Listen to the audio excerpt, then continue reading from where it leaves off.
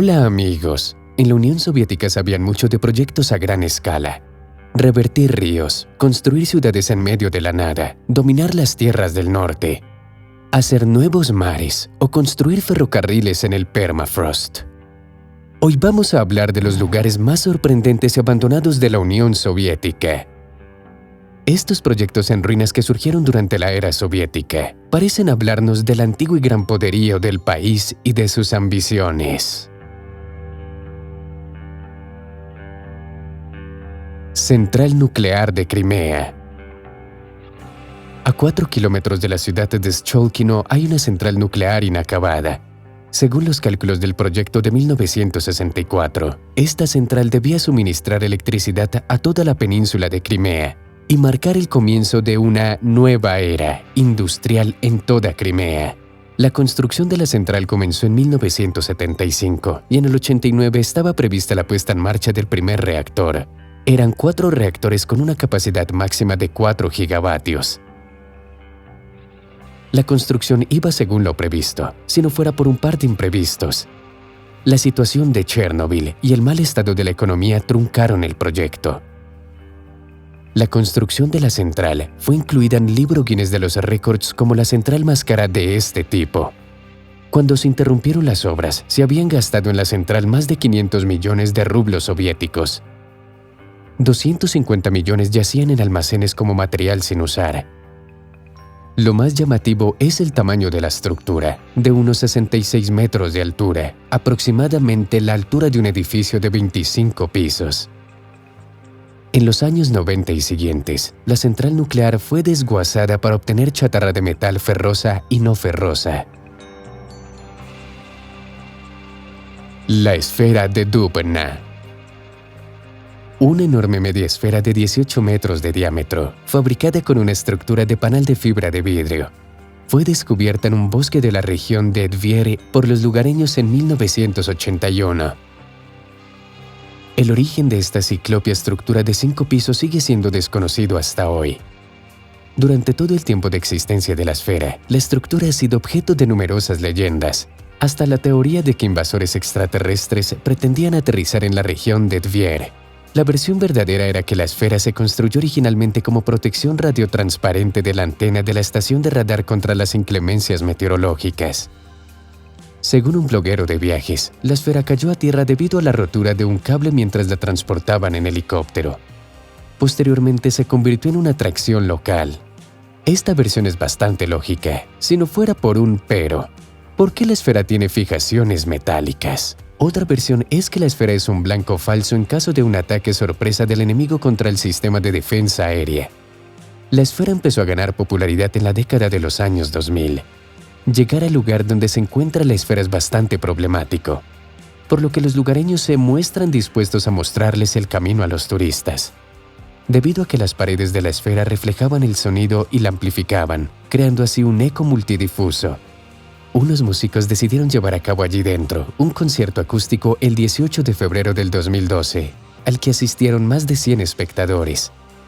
El programa del concierto incluía música con guitarras, balalaicas, acordeones, violines y otros instrumentos musicales. Además participaron bailarines. Lamentablemente ya no queda nada para contemplar de semejante estructura sonora. En febrero del 2021 la estructura se derrumbó. Según los usuarios de las redes sociales, pudo deberse a que un club automovilístico hizo un gran agujero para que sus autos pasaran por el interior. La base de submarinos de Balaklava. Durante la Guerra Fría, en medio de la carrera armamentística entre Estados Unidos y la Unión Soviética, Stalin dio una orden para crear una flota de submarinos nucleares en el Mar Negro. Con este decreto se inició la construcción monumental de la base subterránea. Como la instalación era secreta, se le dio el nombre de Objeto 825 GTS. La base en sí estaba destinada a albergar, reparar y darles mantenimiento a los submarinos, así como a almacenar munición, incluida la nuclear. El canal en sí tenía 602 metros de largo, 8 metros de profundidad y hasta 22 metros de ancho. Un canal así podía albergar hasta 7 submarinos. La superficie total de los depósitos y túneles es de 1000 metros cuadrados. El complejo en sí se construyó durante 8 años, de 1953 al 61. Durante la construcción se extrajeron más de 120.000 toneladas de roca. La instalación es una estructura de defensa antiatómica de categoría 1, lo que significaba protección contra el impacto directo de una bomba atómica de 100 kilotones. El último submarino pasó por aquí en 1993. El Ministerio de Defensa de Ucrania creó el complejo del Museo Naval en el 2002. El programa del museo incluye partes del túnel central de 600 metros de longitud, el depósito vacío de arsenal nuclear y una serie de cuarteles y dependencias, así como muelles para los submarinos. Todo el complejo está formado por túneles curvos y enormes puertas aislantes que se suponían amortiguarían la onda expansiva en caso de ataque nuclear. La base no solo alberga submarinos, sino también diques húmedos y secos, talleres de reparación, depósitos de torpedos y, por supuesto, un arsenal de ojivas nucleares. Aunque la base de submarinos de Balaclava fue concebida para albergar y proteger a todo el personal de los muelles, en caso de necesidad también podía dar refugio a todos los habitantes de la ciudad. Hospital Jovrinskaya de Moscú. El único de los edificios de la estación de Jovrino se convirtió en el epicentro del misticismo y las pesadillas, no solo de Moscú. El hospital abandonado de Jovrinskaya entró en la clasificación no oficial de los lugares más aterradores del planeta. A principios de los 80 se empezó a construir aquí un hospital multidisciplinar urbano con capacidad para 1.300 camas. El megaproyecto se detuvo 5 años después, cuando ya se habían erigido todos los edificios. Paradójicamente, desde hace 25 años este hospital no salva vidas, sino que al contrario, lesiona y mata. En lugar de su personal, desde hace décadas reside en él satanistas, vagabundos, enfermos mentales y buscadores de emociones fuertes. A menudo se producen tragedias. Hay gente que cae desde el tejado o por los conductos de los ascensores. El misticismo se ve reforzado por el aspecto siniestro del funesto hospital. Si se mira desde arriba, la ubicación de los edificios principales se corresponde exactamente con la señal internacional de peligro biológico. Tras el estreno de la película Resident Evil en el 2002, empezaron a llamar Umbrella al Hospital Jovrinskaya por su parecido con la corporación zombie.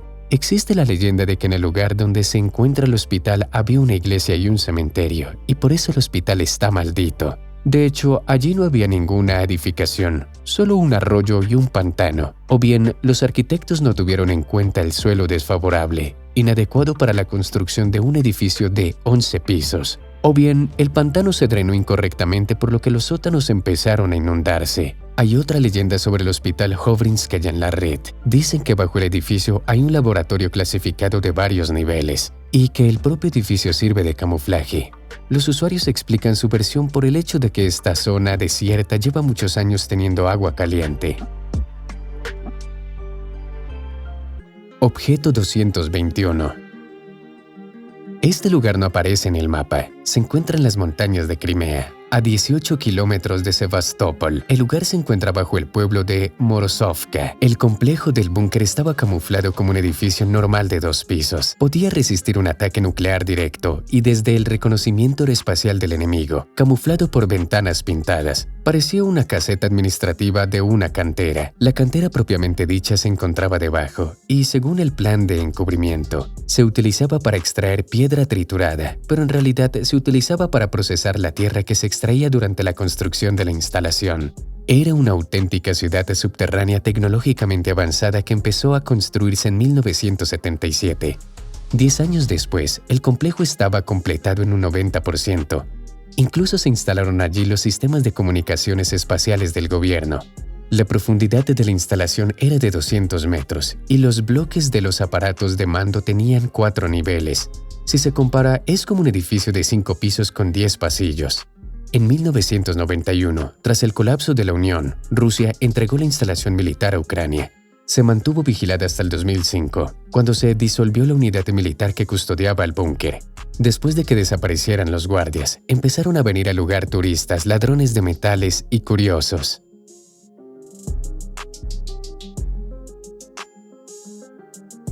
Faro atómico del Cabo Aniva.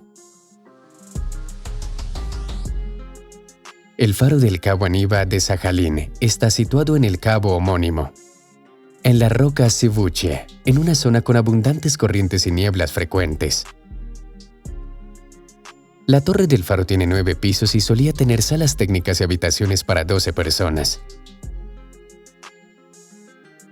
El mantenimiento del faro era problemático.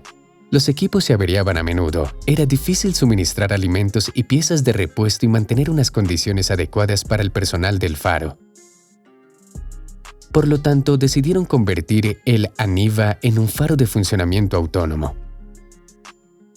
Para lograrlo, se instaló en el faro una batería nuclear, un generador termoeléctrico de radioisótopos. Por eso, desde 1990, el faro está deshabitado. Lo mantiene el puesto fronterizo de los alrededores. En el 2006 finalizó la vida útil de la batería nuclear, pero decidieron no instalar una nueva, ya que aparecieron los sistemas de navegación por satélite y el faro ya no era necesario. Desde entonces, la luz de la Aniva no ha vuelto a encenderse. Complejo de misiles Dvina. En los bosques de la capital de Letonia se encuentra el que en su día fue un complejo de lanzamiento único y de alto secreto, Dvina, construido en 1964. Se trata de una construcción enorme, compuesta por 4 pozos de lanzamiento y búnkeres subterráneos. En la actualidad, la mayor parte de las instalaciones están inundadas y no se recomienda visitar el complejo sin una guía experimentado, por 2 motivos: los restos de combustible tóxico de cohetes y la inestabilidad de la estructura. Taller número 8 de la fábrica de DAC Diesel. Este lugar abandonado en la costa de Majachkala era el antiguo taller número 8 de la planta de DAC Diesel. El propósito de la construcción del taller sobre el agua era probar torpedos y otras armas. Fue la única empresa soviética de este tipo, y con el uso de dragas se excavó un pozo de 530.000 metros cúbicos, en el que se encontraba la parte subterránea del taller, la llamada matriz. En el fondo de la fosa excavada se instaló una estructura de hormigón armado de 14 metros que, tras soltarse de la carcasa metálica, flotó hasta la superficie del mar y se fijó en su lugar permanente. La superficie total del taller secreto construido era de más de 5.000 metros cuadrados. El taller secreto estaba perfectamente equipado para vivir y trabajar de manera estable. El edificio contaba con habitaciones bien equipadas para alojarse, una cantina, una biblioteca y un amplio gimnasio. Para subir a la torre de observación de 9 pisos, se habilitó un ascensor. La base de pruebas está abandonada desde 1966. Según los expertos, su plataforma podría utilizarse incluso ahora, pero la parte de superficie, por desgracia, está en muy mal estado y sigue deteriorándose por las olas del mar Caspio. El cierre del taller se ha convertido en leyenda, pero en realidad la razón es muy banal. Los torpedos producidos por DAC Diesel se convirtieron en torpedos de aguas profundas a finales de los años 50, por lo que ya no era posible someterlos a pruebas en la instalación. Durante otros 10 años, el taller número 8 se mantuvo vigilado y en buen estado. Posteriormente trasladaron los equipos a tierra y el complejo quedó vacío. Cantera de fosforita Lopatinsky.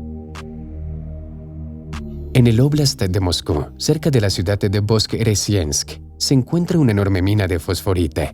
Se trata de uno de los yacimientos más grandes y únicos de Europa. La explotación minera comenzó en la década de 1930. La fosforita era necesaria como materia prima para los fertilizantes minerales destinados a la producción agrícola soviética. El yacimiento no solo era único por su tamaño, sino también por la poca profundidad a la que se encontraba el material valioso. Esta característica permitió prescindir de la excavación de minas profundas y extraer los minerales de forma menos costosa. Para ello se utilizó maquinaria muy específica. Para extraer la roca se utilizaban excavadoras de varios cubos, los llamados absetzers.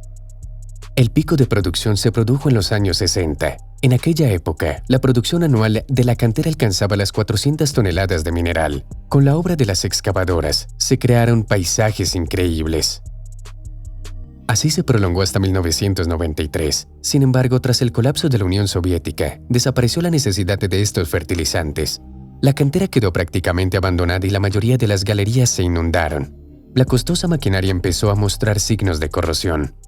A principios de la década de los años 2000, cerca del pueblo de Fosforitny, se reanudó la extracción de arena de cuarzo en una de las canteras número 12.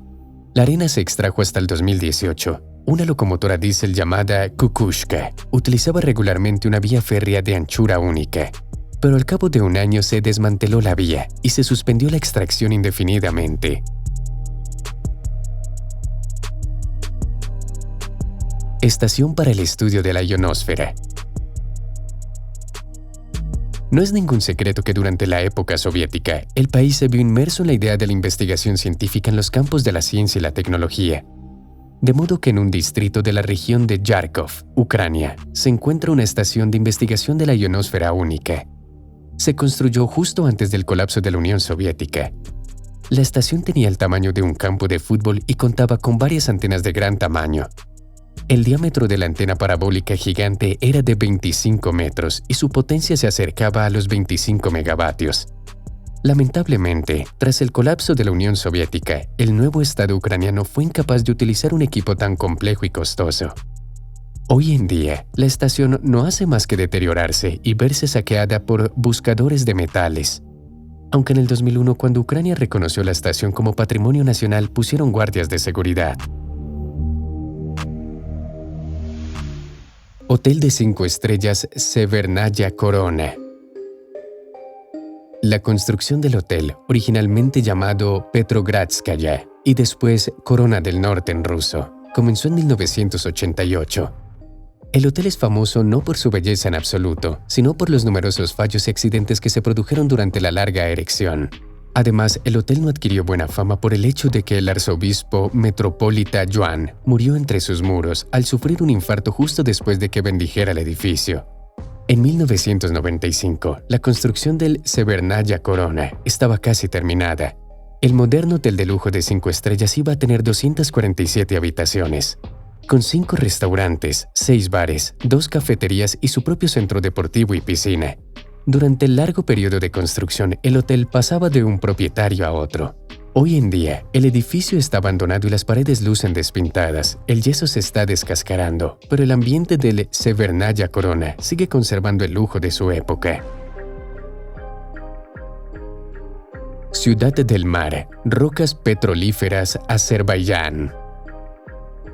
En los años 40, unos científicos soviéticos descubrieron increíbles yacimientos de petróleo en el mar Caspio e inmediatamente empezaron a extraerlo. Con el tiempo surgió toda una ciudad, construida sobre pilotes y plataformas de hierro. Durante su buena época, se construyeron centrales eléctricas, albergues y un hospital. Incluso había un centro cultural, una fábrica de pan, una limonadería y un parque con árboles de verdad. La cantidad de plataformas con residentes creció hasta 200. El kilometraje total de las calles alcanzó el listón de los 350 kilómetros. Pero entonces apareció el petróleo barato de Siberia, que convirtió esta ciudad en el mar en una instalación poco rentable. Por eso con el tiempo empezó a vaciarse. Actualmente no viven allí más de 2.000 personas.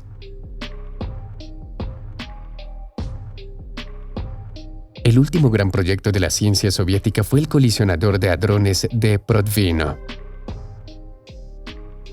A 100 kilómetros de Moscú, cerca de la ciudad de Protvino, en los bosques de la región moscovita se encuentra bajo tierra un tesoro de decenas de miles de millones de rublos. La longitud del anillo subterráneo del acelerador es de 21 kilómetros. En 1983 se iniciaron los trabajos de construcción de la instalación mediante el método minero, utilizando 26 pozos verticales. En 11 años se construyó un túnel de 5 metros de diámetro en rocas secas a una profundidad de entre 20 y 60 metros. A lo largo del túnel se construyeron salas subterráneas cada 1,5 kilómetros para albergar equipos de gran tamaño, que estaban conectadas a la superficie por pozos verticales. En 1994, ya después del colapso de la URSS, se inició la construcción de un complejo de neutrones único. Las partículas aceleradas en el colisionador serían conducidas a través de un túnel separado hacia el interior de la Tierra, en dirección al lago Baikal, con un detector especial instalado en el fondo del túnel.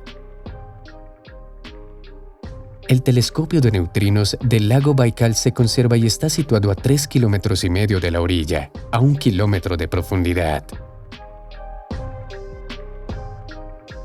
Eso es todo por hoy, amigos. Denle me gusta si les ha parecido interesante el video. Escriban sus comentarios y hasta pronto.